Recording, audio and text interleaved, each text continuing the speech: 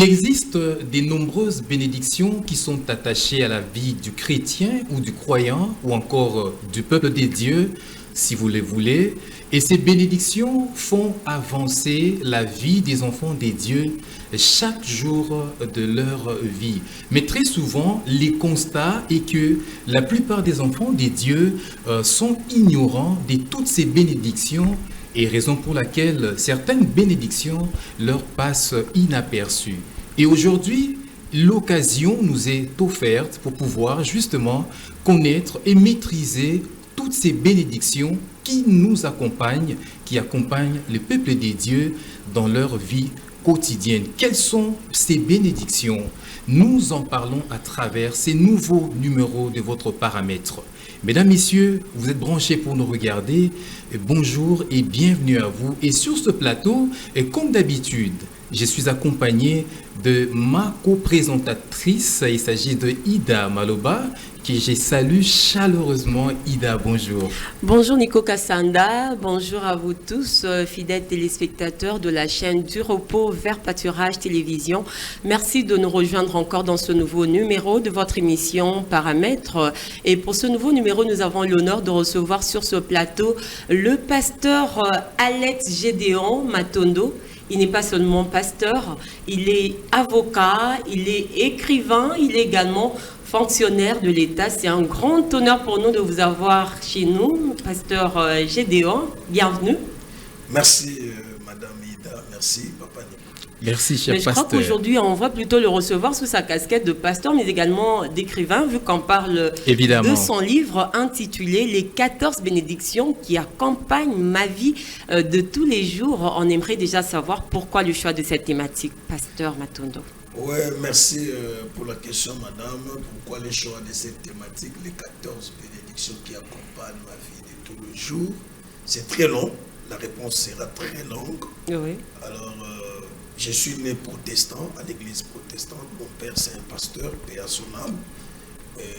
Chaque Noël de chaque année, les protestants organisaient un culte des enfants, dont les enfants de l'école me faisaient des récitations à la grande place, au grand culte où les adultes assistaient. Et chaque année, depuis que j'ai grandissé, moi, mes moniteurs me remettaient un bout de papier qu'on écrivait depuis Psaume 23. Alors, je l'ai répété chaque jour. J'ai grandi avec les Psaume 23 de mon bas âge.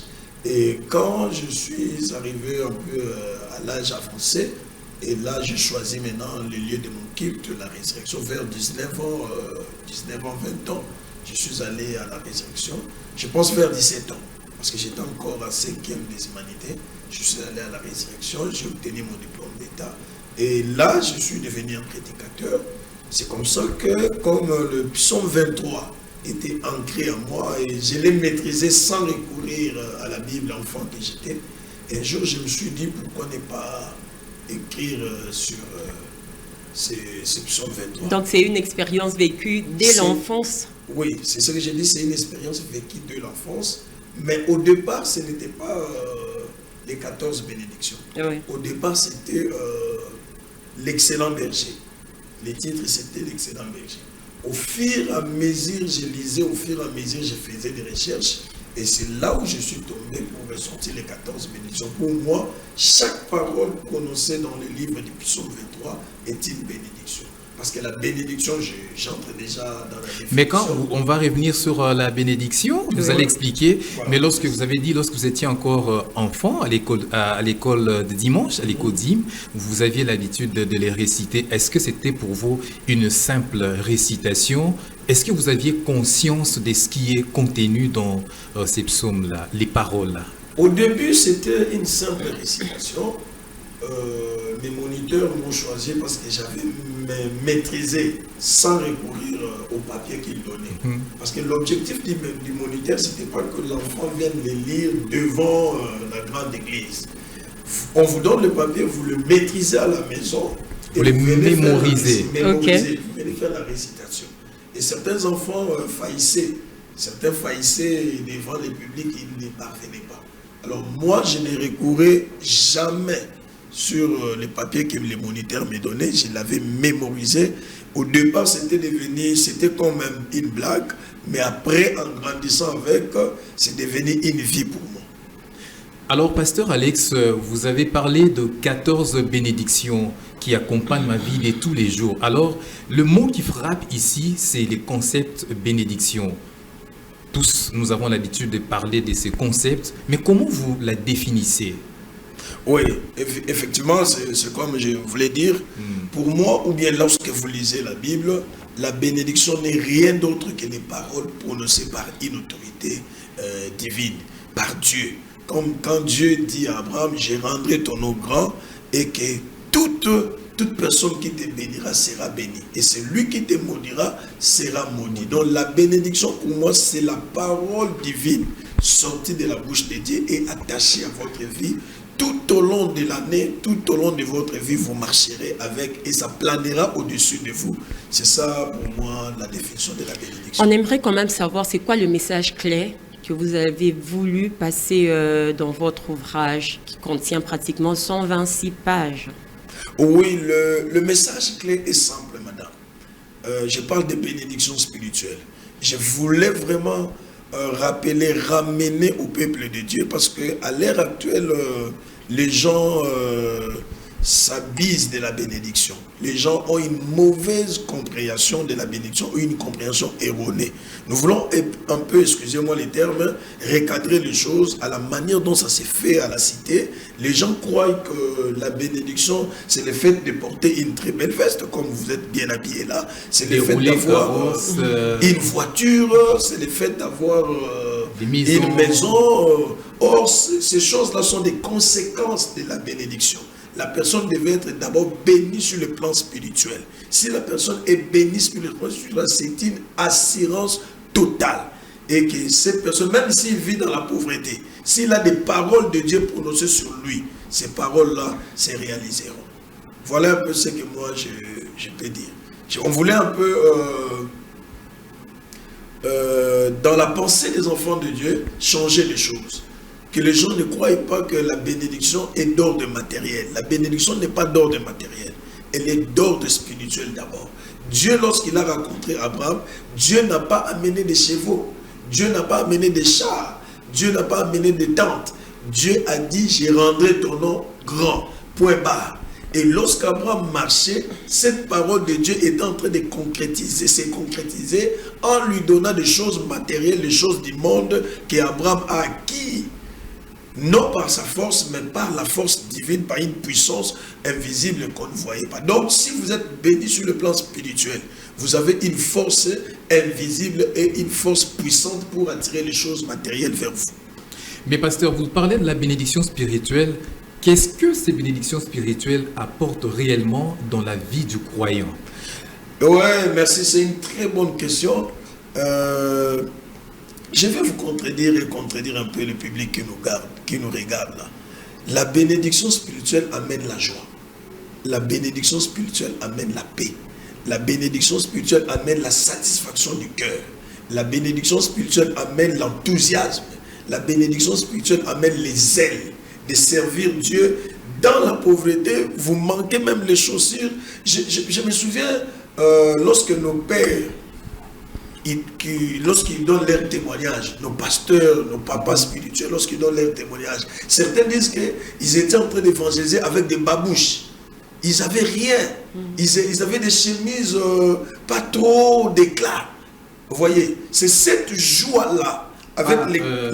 Sans vous contredire, c'est à l'image un peu du pasteur Espérance Mbakadi qui avait des bénédictions spirituelles qui étaient déversées sur lui, mais dans l'entretemps, il dormait sur un carton et dans une école à Bandal, voilà. Non achevée, dans une épave des véhicules. Oui, c'est ça, c'est ça. La bénédiction spirituelle, c'est la joie. La joie. Tu es dans la pauvreté, tu manques à manger, mais dans ton cœur, tu as la joie. C'est ça la bénédiction spirituelle. C'est le fait de travailler pour Dieu avec enthousiasme, mais entre tes mains, il n'y a pas le matériel. C'est ça, moi, j'appelle la bénédiction spirituelle. Parce que la bénédiction spirituelle n'est pas d'ordre matériel. Et la bénédiction en général n'est pas d'ordre matériel. Papa Nico, nous insisterons et nous allons nous attarder là-dessus. Que le peuple de Dieu comprenne. La bénédiction n'est pas d'ordre matériel. Le fait que je n'ai pas de voiture, mais le fait que j'ai la joie de marcher en pied, la bénédiction spirituelle, c'est aussi le contentement. Le fait que je me contente de ce que j'ai. Voilà. Sachant que mon avenir est prometteur. Voilà. Le fait que je me contente de ce que je possède. Pour Dieu, tu es déjà béni. Et cette personne est heureuse. Quand vous vous contentez de ce que Dieu vous a donné, vous êtes très heureux. Et que direz-vous, pasteur, à ces personnes qui se battent coûte que coûte à obtenir ce qu'on appelle en quelque sorte des bénédictions matérielles en usant de fois même des moyens illégaux, même en tant qu'enfant de Dieu? Quel message pouvez-vous adresser à cette catégorie de personnes? Le message est que ne vous battez pas pour devenir. Nous avions devant nous deux modèles. Papa Nico vient de citer l'exemple du pasteur Espé. Quand vous regardez la manière dont le pasteur Espé est arrivé à Mangembo comme pasteur titulaire, c'est incroyable quand on vous raconte l'histoire. Moi, je suis dans une école où on m'a appris de ne pas courir derrière le matériel. Je ne cours pas derrière le matériel. Ne vous battez pas. La grandeur d'un homme, ce n'est pas parce qu'il a des véhicules. La grandeur d'un homme, c'est son état d'esprit. La grandeur d'un homme, c'est son savoir. La grandeur d'un homme, c'est ce qu'il ressort de son intérieur. Ce n'est pas ce qu'il présente. Donc nous conseillons aux chrétiens, nuit et jour, de ne pas se battre sur le matériel, de ne pas bousculer des gens, de ne pas tuer les gens, de ne pas détruire la personnalité des autres parce qu'ils veulent avoir tel poste, telle promotion, tel matériel. Non, non. D'ailleurs, madame, c'est très bas. C'est très bas pour quelqu'un qui se bat pour devenir. Même lorsque vous devenez, les gens ne vous respectent pas. Mais quand vous devenez par un processus, tout celui qui est tout autour de vous vous respecte. Parce qu'ils savent que tu n'es pas arrivé par des moyens illégaux, mais tu es arrivé par un processus vu et connu de tout le monde. Donc nous conseillons aux chrétiens de ne pas se battre, de ne pas se pleurnicher, de rendre grâce à Dieu. S'ils n'ont pas à manger, de dire merci à Dieu. S'ils n'ont pas quoi s'habiller, de s'habiller avec les habits, en fait, avec le peu de moyens qu'ils ont, de s'habiller et d'être fiers de ce qu'il est. Parce que l'homme, ce qui fait la force de l'homme, ce n'est pas le matériel. Ce qui fait la force de l'homme, c'est les valeurs intérieures, intrinsèques que l'homme porte. Merci, alors, pasteur. Voilà, ça c'est très bien dit. Hein. Oui, si oui, nous étions dans une église, on allait applaudir. Applaudir, dire Amen. Dire Amen. Voilà. Alors, pasteur Alex, nous continuons. Les 14 bénédictions qui accompagnent ma vie de tous les jours. Lorsque vous lisez la Bible, à commencer par la Genèse jusqu'à l'Apocalypse, il est fait mention d'un tas de bénédictions que Dieu a prononcées, des promesses qui sont à la portée des chrétiens, des croyants. Il y en a beaucoup. Mais pourquoi vous avez choisi les 14 bénédictions? Donc de manière sélective, vous avez fait allusion à ces 14 bénédictions. Pourquoi? C'est simple, papa Nico. Je l'ai dit au début que le livre, quand j'ai commencé à écrire, c'était l'excellent berger. Parce que j'ai parlé des psaumes 23. Mais quand j'ai progressé, j'ai lisé, vous savez, quand vous lisez, il y a des choses qui naissent, il y a des choses anciennes qui tombent. Alors, et puis, à un moment donné, je me suis rendu compte avec une inspiration divine, tiens, mais ça sont des bénédictions, ça sont des richesses spirituelles. Le fait que l'Éternel soit mon berger, l'Éternel est mon berger. Pour moi, cette parole, c'est une bénédiction. Voyez, parce que là, Dieu a une responsabilité sur ma vie. Dieu a une responsabilité pour ma vie. Voyez, lorsque nous allons dans le monde des animaux, la brebis, c'est l'animal la plus faible du monde. Et c'est l'animal la plus stupide du monde. Il ne peut être être conduit vers le vert pâturage qui par un berger. Donc de lui-même, il est incapable. De lui-même, il est incapable. Inconscient. Vous saviez que la brebis, c'est un animal la plus stupide. Lorsqu'elle marche, elle marche, même le trou est devant lui. La brebis va aller jusqu'à s'enfoncer, à tomber sur ce trou-là. Donc, il faut un guide. Je me suis rendu compte que je suis béni parce que depuis que je suis né, le Seigneur est en train de me guider. Le Seigneur est en train de me guider de faire ça. Le Seigneur est en train de me guider de prendre cette voie. C'est comme ça que j'ai dit, les bénédictions, ce sont des bénédictions. Donc les 14 bénédictions ne sont pas seulement, la Bible ne décrit pas les 14 bénédictions et la Bible ne renferme pas que les 14 bénédictions. Il y a plusieurs bénédictions de la Bible.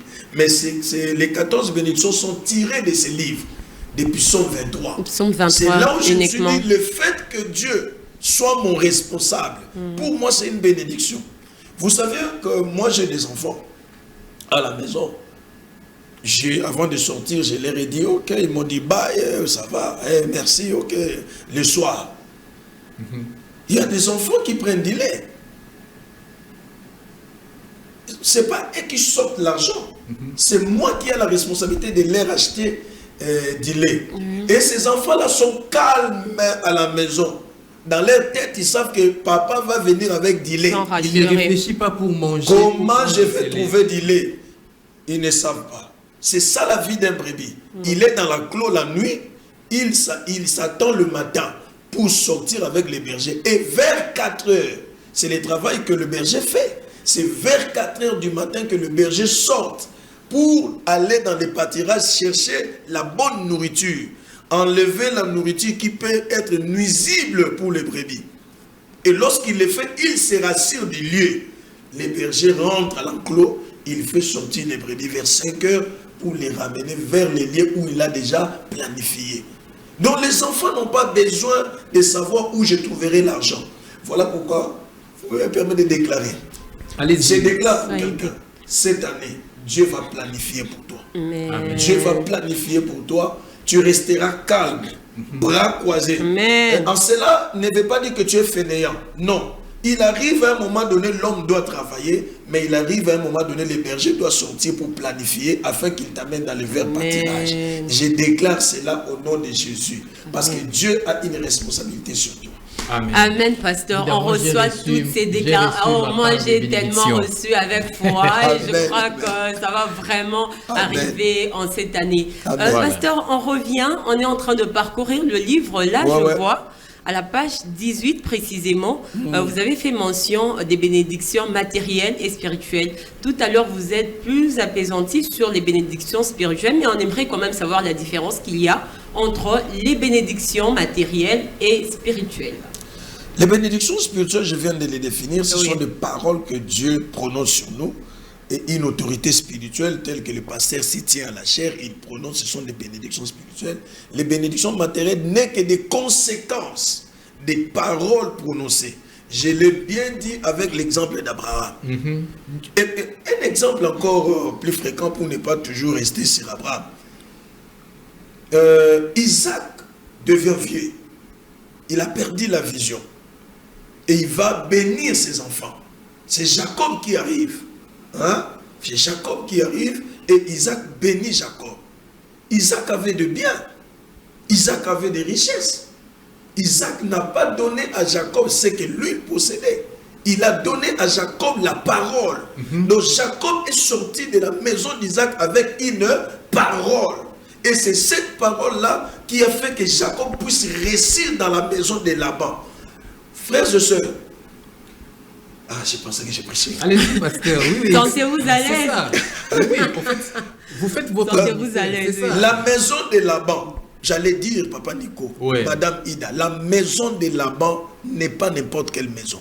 Ce n'est pas une maison facile. Quand vous y entrez dans la maison de Laban et sortir avec des richesses, c'est que la parole qui a été prononcée sur vous, elle est puissante que les fétiches de Laban. Parce que c'était une maison de sorciers. C'était une maison où dédiée à la divinité. Une divinité destructive. Mais Jacob est entré dans cette maison avec de Laban et de ses enfants, Jacob est sorti vainqueur. Jacob est sorti avec des richesses. Vous vous souvenez de cette parole? Plus de 10 fois, son salaire a été changé, mais parce qu'il avait la parole de Dieu au-dessus de lui, et on ne lui a pas donné les matériels. S'il vous plaît, arrêtez de courir derrière les matériels. Je vais ouvrir une parenthèse. Quand je regarde la ville de Kinshasa, je pleure. Sur le plan spirituel, je pleure. Quand je regarde le pasteur d'aujourd'hui, je pleure, Papa Nico. Madame, je vous dis vrai, je pleure. Aujourd'hui, les gens se construisent des trônes parce qu'il a l'argent. On ne devient pas un père parce qu'on a de l'argent. C'est faux. C'est faux. On ne devient pas grand parce qu'on a de l'argent. La grandeur, c'est... Écoutez, quand quelqu'un se met à parler, c'est alors que vous sauriez, cet homme a de la grandeur, cet homme ne l'a pas. Vous voyez? Arrêtons de courir derrière les matériels. Nous sommes en train de détruire les spirituels. C'est comme ça qu'aujourd'hui, dans la ville de Kinshasa, trop de gens qui sont imbibés du matériel, mais moins de personnes qui sont très spirituelles. Et c'est comme ça que j'ai, pour vous paraphraser, c'est comme ça que quand Jacob a été béni, Ésaü qui vient chercher également la même bénédiction. Il n'y en avait plus. Il n'y en avait plus. On lui a donné une autre. Mais il a obtenu ça par force. Là aussi, c'est une autre leçon que la Bible nous enseigne. Il y a des choses que nous devons obtenir par la force. Vous voyez, c'est encore une autre leçon. Mais la bénédiction qu'Isaac a donnée, c'était seulement pour Jacob. Mais le grand problème, pasteur Alex, réside au niveau justement de la mentalité. On a comme l'impression que les enfants des dieux n'ont pas cette mentalité-là, cette culture-là, qu'il y a en eux une bénédiction spirituelle. Ida l'a dit, il recourt souvent au matériel. Qu'est-ce que vous pouvez dire par rapport à ça? Bon, en fait, c'est un vent. Mais nous devons faire un effort de parler de ce qui est vrai. Dans nos églises, mon pasteur à moi ne prêche pas sur les matériels. Mon pasteur à moi nous amène toujours sur les choses spirituelles.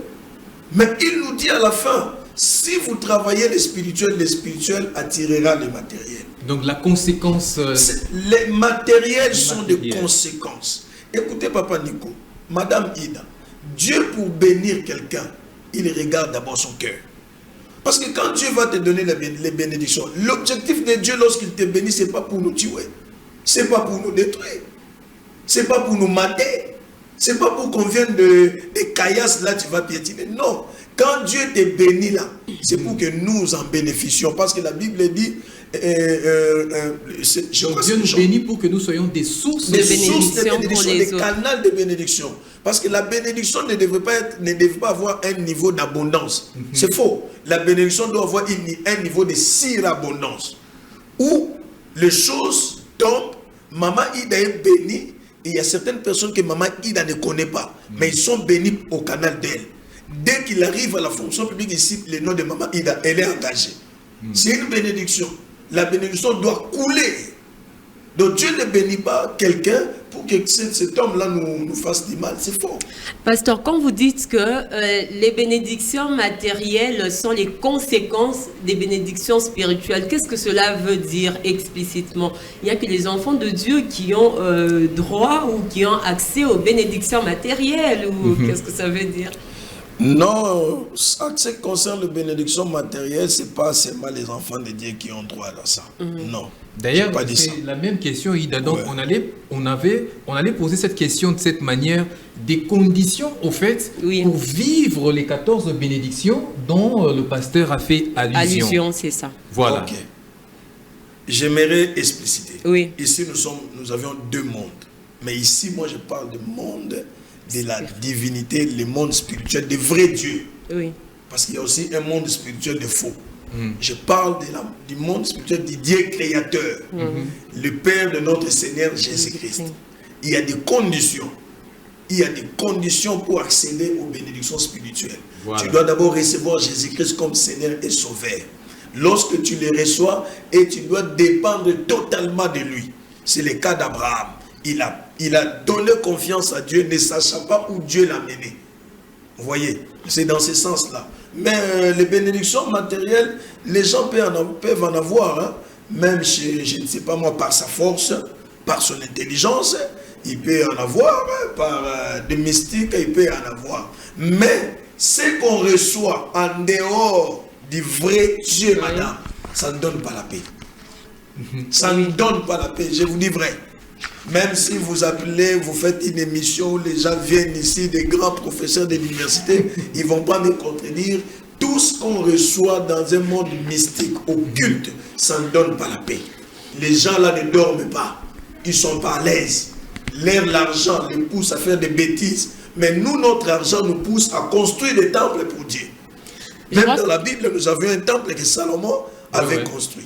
Je crois que vous l'avez mentionné dans votre ouvrage, à la conclusion. J'ai vraiment aimé cette partie où vous avez dit, si nous avons des bénédictions matérielles et que nous manquons celles qui sont d'ordre spirituel, nous ne pouvons en aucun cas vivre dans la satisfaction totale et avoir une paix durable. Est-ce que vous avez des commentaires à émettre encore par rapport à ça? Je viens déjà de commenter. Madame, je vous dis vrai, ils m'écoutent. Tous ceux-là qui ont eu des bénédictions matérielles par des voies sorcellériques, des voies illégales, être chez les féticheurs, faire ça, ils n'auront pas la satisfaction totale. Ils ne sont pas à l'aise d'ailleurs. Ils ne sont pas à l'aise.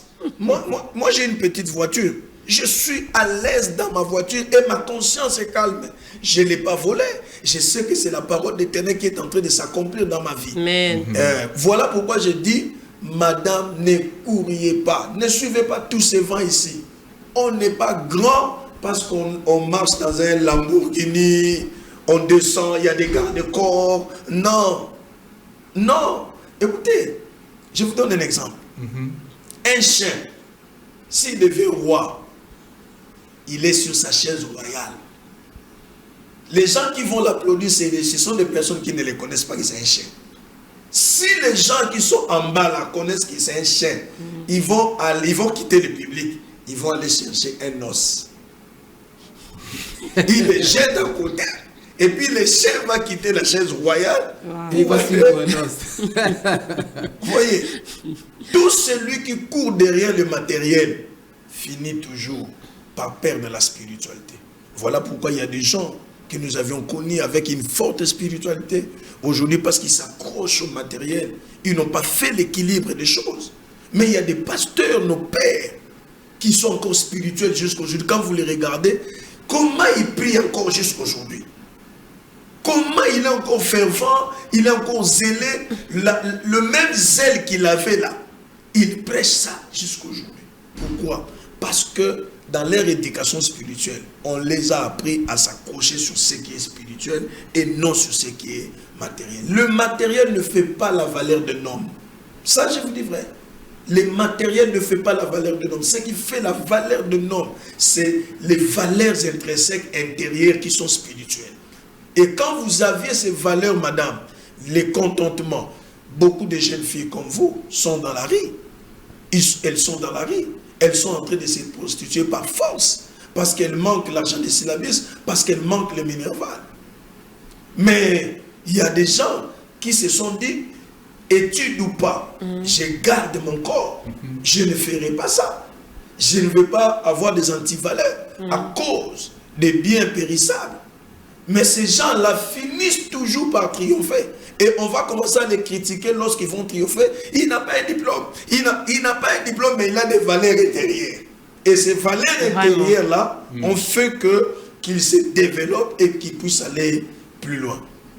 Donc voilà ce que nous pouvons Alors, pasteur, on va revenir sur les conditions que vous avez énumérées pour vivre justement ces 14 bénédictions dans sa vie quotidienne. Il y a ceux-là, des téléspectateurs qui nous suivent en ces instants, conscients qui n'a pas encore accepté Jésus, Christ dans sa vie comme Seigneur et Sauveur.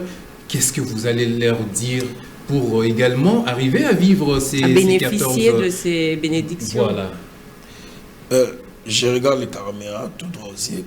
Et tous ceux-là qui nous suivent, qui n'ont pas encore donné leur vie à Jésus-Christ, doivent le faire s'ils veulent entrer dans ces processus. C'est simple de recevoir Jésus-Christ comme Seigneur et Sauveur. C'est très simple. Il suffit seulement de répéter quelques paroles chez toi à la maison.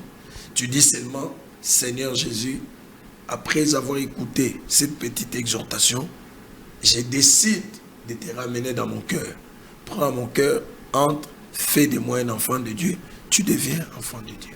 Et si tu m'écoutes, fais cette prière, tu deviendras enfant de Dieu.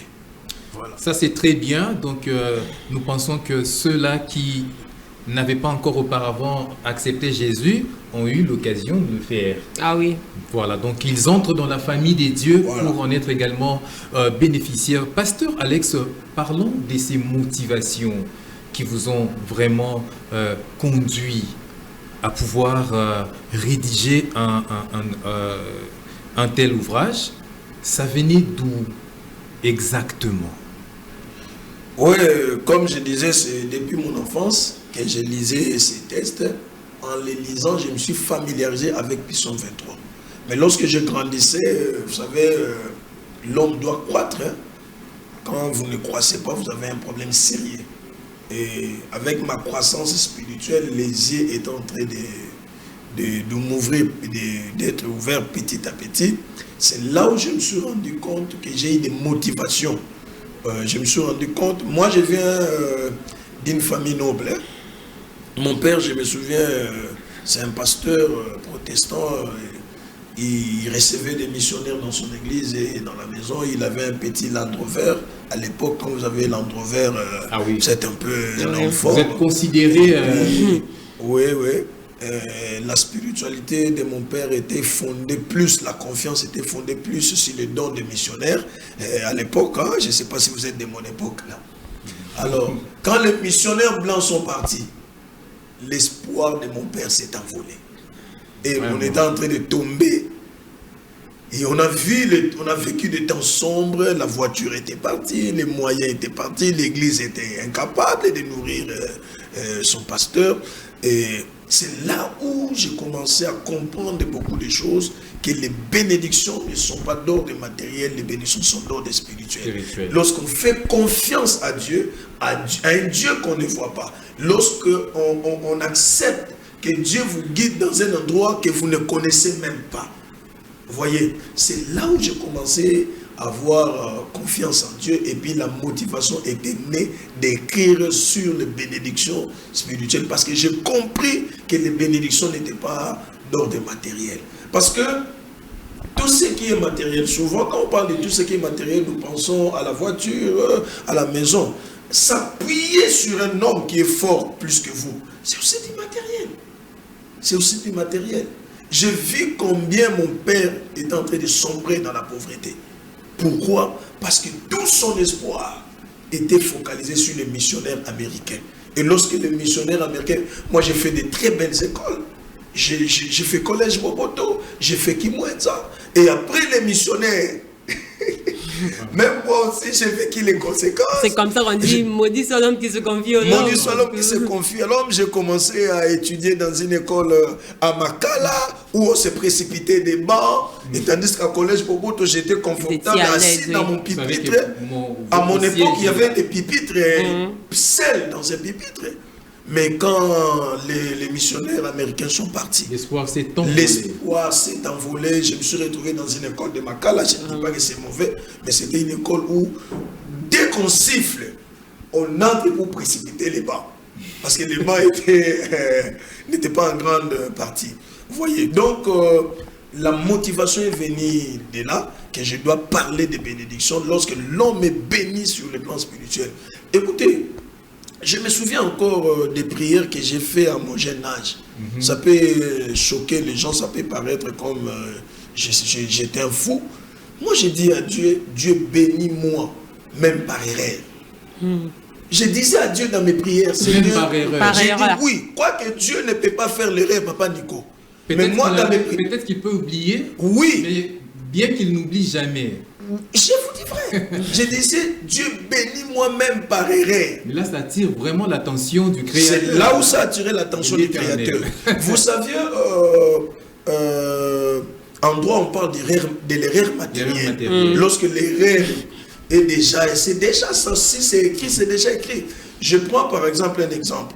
Vous savez que l'ordonnance présidentielle est irrévocable. Oui. Est-ce que vous le savez? Oui. Quand le président écrit là, il voulait écrire, moi mon nom c'est Matondo, il voulait écrire Matonda. Quand il dit Matondo Alex Chedeyo, c'est moi qui entre, c'est pas Matonga. Même si Matonga parle avec le président, mais comme c'est écrit, et si les écrits d'un homme peuvent avoir une valeur irrévocable, à plus forte raison les bénédictions de Dieu. Voilà pourquoi je disais, Dieu, bénis-moi même par erreur. Wow. Donc si la parole de la bénédiction sort de la bouche de Dieu, papa, c'est fini, il ne va plus changer ça.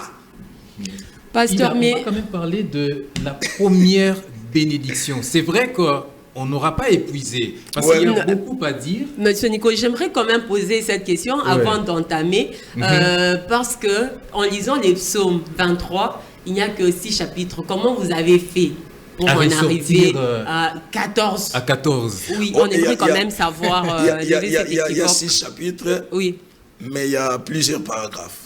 Ok. L'Éternel est mon berger, virgule. En paragraphe. Paragraphe A. Là, vous avez eu à étudier minutieusement. Là, j'ai eu à étudier minutieusement l'Éternel est mon berger. David n'a pas dit l'Éternel est notre berger. Mon berger. Non, il s'est approprié. Il a singularisé.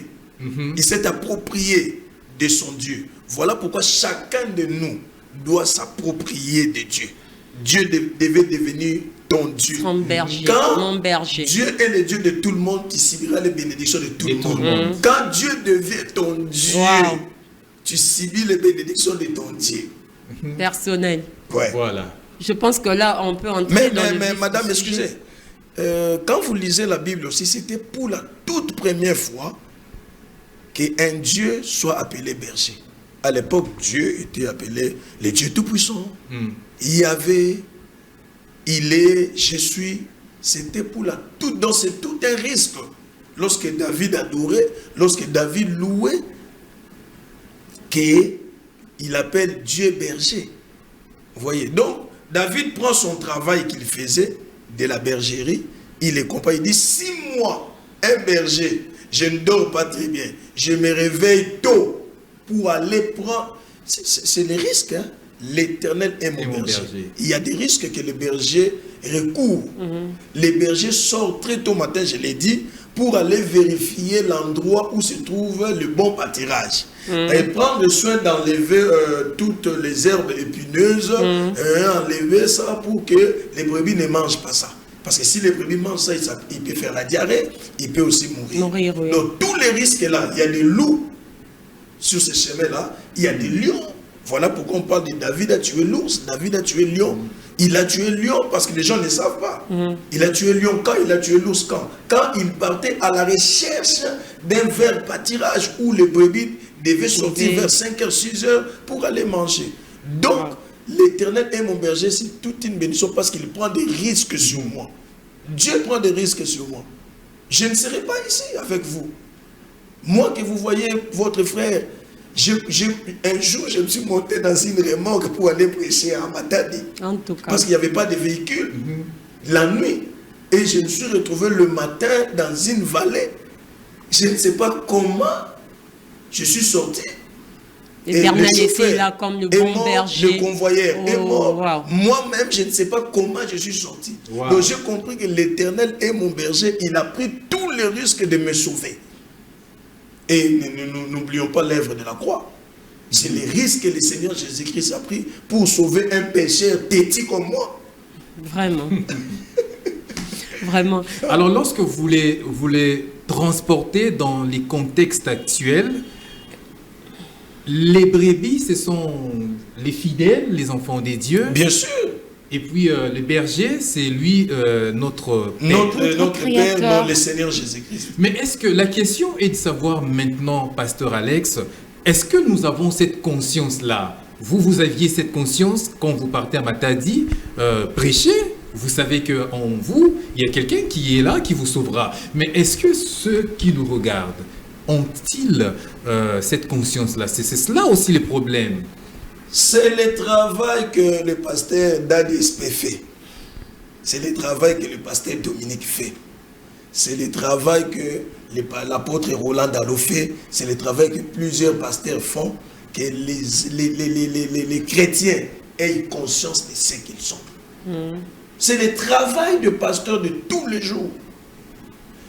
Je regrette, comme je disais aujourd'hui, ce travail n'est pas fait. On a des chrétiens qui n'ont pas de conscience, parce que certains pasteurs ne les ramènent pas à avoir conscience.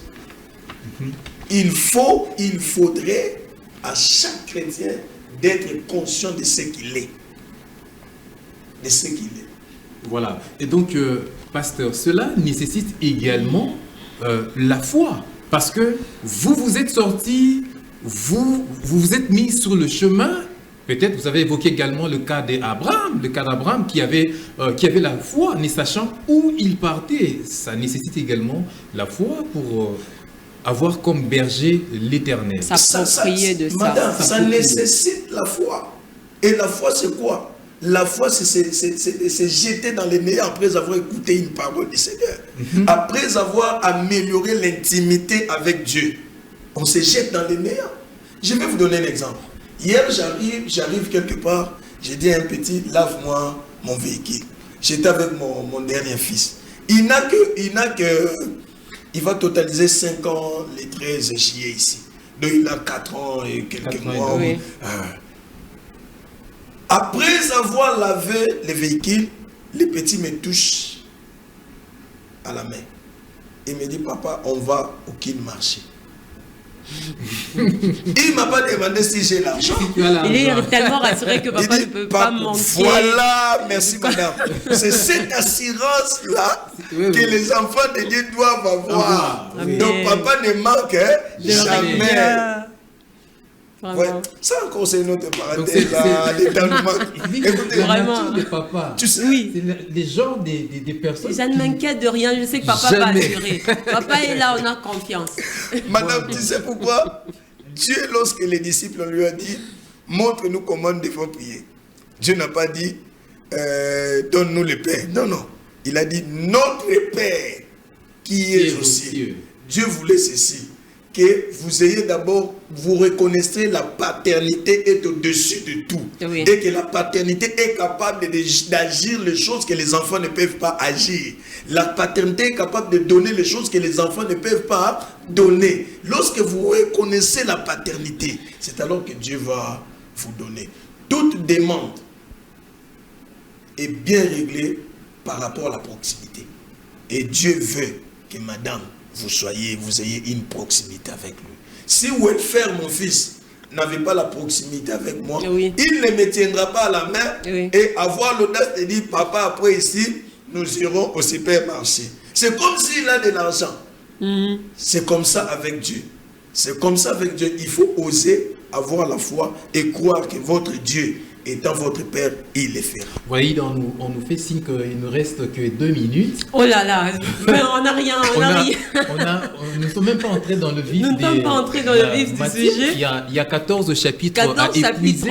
14 chapitres, on n'a même pas touché. Mais on ne va pas épuiser tout, sinon les gens ne vont pas acheter. Voilà, Ida, vraiment. Bon, pas acheter, mais contribuer. Alors, Ida, pasteur a plusieurs casquettes. Hein. Oui. Il est également fonctionnaire de l'État. Oui, je crois qu'on peut quand même aborder même une question en rapport avec pour terminer aujourd'hui, la fonction publique et tout. Je te laisse la parole, Nico Kassanda. Ça n'empêche pas. Oui. Voilà. Alors, pasteur, pour terminer, c'est vrai que nous venons tous d'assister à la nomination, à l'investiture du nouveau gouvernement. Et parmi les ministres qui ont été reconduits figure le vice-premier ministre en charge de la fonction publique, Jean-Pierre Liaou, qui a travaillé, qui a été vraiment apprécié. Il y a même des fonctionnaires de l'État qui lui ont construit un buste pour justement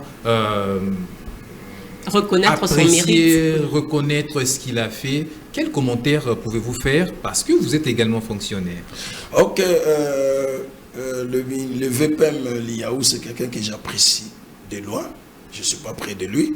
Je l'apprécie, sa façon de travailler. Vraiment, il a révolutionné la fonction publique. Il faut ça, vraiment, il faut être conscient de ça. Et aussi, c'est quelqu'un qui a de la volonté. Il a un bon cœur. Et Il est en train de faire un bon travail et nous lui encourageons. Voilà ce que je peux dire. Et il a amélioré beaucoup de secteurs dont nous sommes conscients.